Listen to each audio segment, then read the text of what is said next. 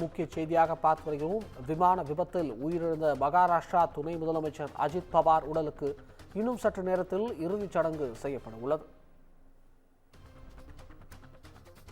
மகாராஷ்டிரா துணை முதலமைச்சர் அஜித் பவாரின் உடலுக்கு இன்னும் சற்று நேரத்தில் இறுதிச் சடங்கு செய்யப்பட உள்ளது. இதுகுறித்து உண்மையான விவரங்களை வழங்குவதற்காக நம்முடன் சிறப்பு செய்தியாளர் காவியா இணைந்திருக்கிறார். வணக்கம் காவியா, முழு விவரங்கள். வணக்கம் அபிஷேக். தற்போது அஜித் பவாரின் இறுதிச் சடங்கு சற்று நேரத்தில் நடைபெறவுள்ள நிலையில் தற்போது அங்கு தலைவர்கள் குவிந்து வருகின்றனர்.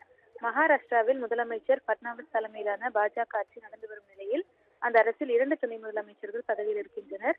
குறிப்பாக ஒருவர் ஏக்நாத் ஷிண்டே, மற்றொருவர் அஜித் பவார் என்பது குறிப்பிடத்தக்கது.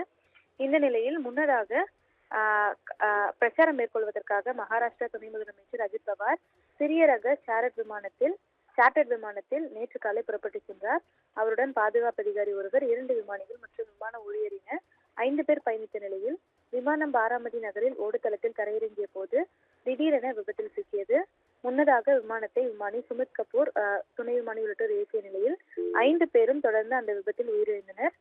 தொடர்ந்து அந்த சத்தம் கேட்டு அப்பகுதியில் இருந்தவர்கள் ஓடிச் சென்று உதவ முற்பட்ட போதும் அதற்குள் விமானம் முழுவதும் தொடர்ந்து எரிந்து சாம்பலானது.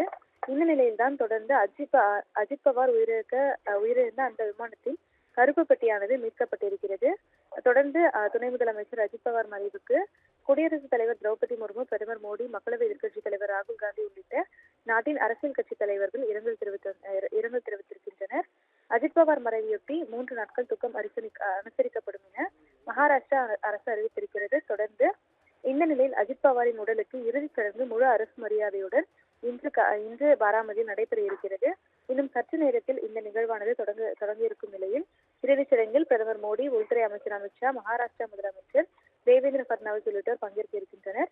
இந்த நிலையில் சம்பவ இடத்தில், அதாவது இறுதிச் சடங்கு நடக்கக்கூடிய இடத்தில் சரத்பவார், சுப்ரியா சுலே, உத்தவ் தாக்கரே, ஏக்நாத் ஷிண்டே உள்ளிட்ட தலைவர்கள் குவிந்திருப்பது குறிப்பிடத்தக்கது. விவரங்களுக்கு நன்றி காவியா.